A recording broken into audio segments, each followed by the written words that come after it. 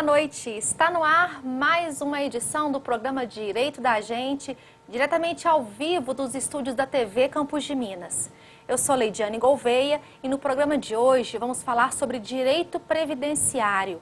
E para isso nós convidamos a doutora Lídia Leite, que é advogada aqui na comarca de São João del Rei, a mais nova parceira do escritório Menezes Machado e, além disso, ela é especialista em direito trabalhista e direito previdenciário. Boa noite, doutora Lídia. Boa noite. É um prazer recebê-la aqui em nosso programa, para falar de um tema tão relevante quanto o direito previdenciário. O prazer é meu, é uma honra estar aqui hoje. Bom, as aposentadorias, elas são amparadas pela Lei 8.213 de 1991 e são determinadas por espécie, sendo que cada uma tem seus requisitos próprios para serem concedidas. E esse é um tema que sempre gera muitas dúvidas para o cidadão, o nosso telespectador. Por isso, hoje, nós vamos conversar com uma especialista em direito previdenciário que poderá solucionar as dúvidas que você aí tiver e mandar para nós. Você pode enviar as dúvidas para o nosso número 3372-3720 e também por mensagens via WhatsApp, que é o número 99972-1640. Bom, doutora, vamos começar a falar um pouquinho sobre aposentadoria por invalidez, É tão polêmico, a concessão desse tipo de benefício, O que é essa aposentadoria por invalidez?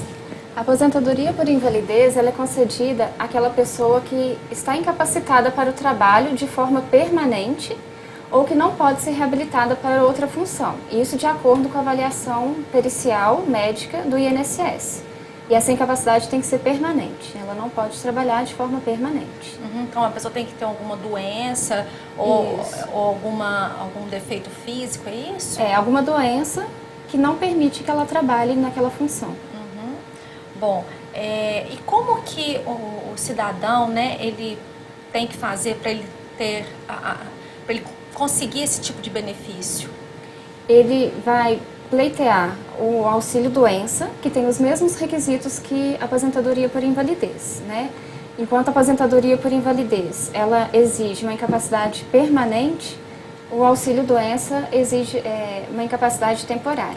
Então, ele vai requerer um auxílio-doença junto ao INSS e vai passar por uma perícia.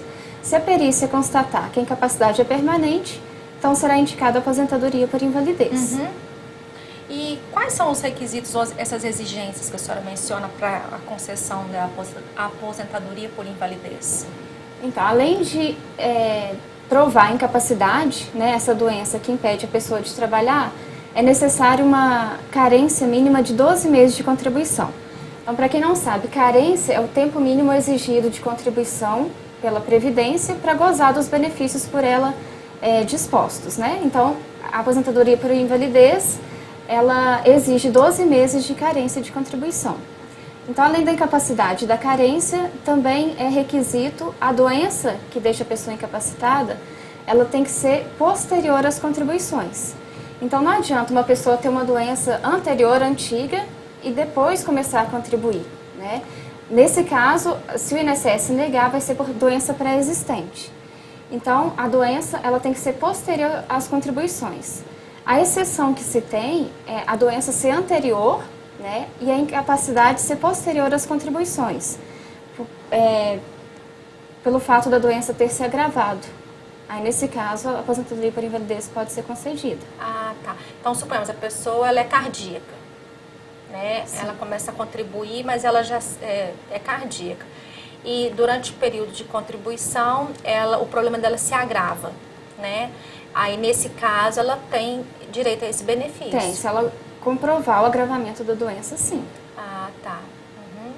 Tá. E é diferente, doutora, a questão da aposentadoria por invalidez, no caso de uma doença incapacitante, para a questão de acidente de trabalho?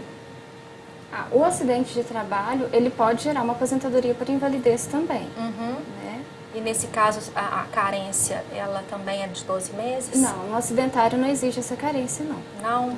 Então, se ele tiver com 3 contribuições, ele estiver trabalhando, ele sofre um acidente que o incapacita permanentemente, ele não precisa ter essa carência de 12 meses. Ele consegue encaminhar um benefício acidentário. E no caso de, isso já é até uma questão trabalhista, né? Não está nem dentro do nosso tema, mas porque surgiu a curiosidade aqui, eu acredito que possa ser também do nosso telespectador. No caso de um empregado que não esteja registrado e ele sofre um acidente de trabalho, o empregador ele pode registrar a carteira retroativa? Nesse caso, a pessoa pode assinar a carteira retroativa, sim, e ele pode entrar com uma ação trabalhista, caso o empregador não queira assinar, sim. requerendo o vínculo de emprego, né? Tá. O vínculo do trabalho. Entendi. Tá, a senhora, desculpa ficar apertando a senhora aí com esse tema trabalhista, mas é porque está dentro da questão da invalidez, né? Eu acho importante isso para o nosso telespectador.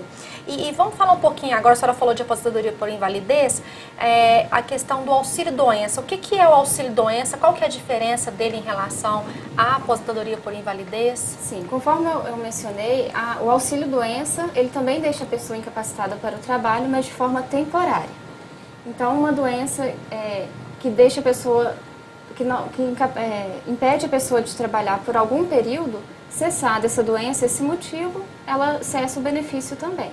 Então, enquanto a invalidez é incapacidade total e permanente, o auxílio-doença é só de forma temporária. Tá, o auxílio-doença é o famoso encostar que as pessoas têm o costume de falar, né? A pessoa, por exemplo, ela sofre um acidente, quebra uma perna, né, ela é contribuinte do INSS, então aquele período de restabelecimento a pessoa recebe o benefício, é isso mesmo? É isso mesmo. De forma vulgar, é o encostar mesmo que as pessoas dizem. Isso. E qual que é a forma de se comprovar uma incapacidade temporária? Da mesma forma que a invalidez, ela vai passar por uma perícia a cargo do INSS, né? Então vai ter um exame físico realizado pelo médico perito e ele que vai constatar se a pessoa está mesmo incapaz para o trabalho ou não.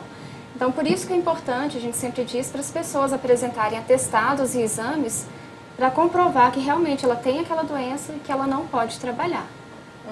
E nesse caso, é apenas comprovar a doença? E a incapacidade, né? Porque às vezes a pessoa apresenta a doença, mas não gera incapacidade. Né? Tá, então, por entendi. isso que passa pela perícia. Entendi. Tá, e no caso... Não é só a doença, desculpa te cortar. Nesse caso da aposentadoria por invalidez, não seria só a doença, né? Tem também a carência mínima de 12 meses de contribuição que se exige para esse tipo de benefício. Tá. Então também tem que ter aquela carência lá da aposentadoria por invalidez. Tem, 12 meses. Entendi. E aquelas pessoas que não estão doentes, mas querem se aposentar por idade, né? Porque a gente só falou agora dessa questão de doença, né? E se a pessoa quiser se aposentar por idade, quais são os requisitos que ela tem que preencher para poder ter a concessão desse benefício? Por idade, nós temos dois tipos de aposentadoria. A aposentadoria urbana e a rural. A urbana, ela exige do homem que complete 65 anos e da mulher 60 anos de idade. E além disso, a carência também, mas nesse caso é 180 meses ou 15 anos de contribuição. E essa nova legislação mudou alguma coisa com relação a isso? Ela tem uma nova regra, né, que se aplica a 85/95.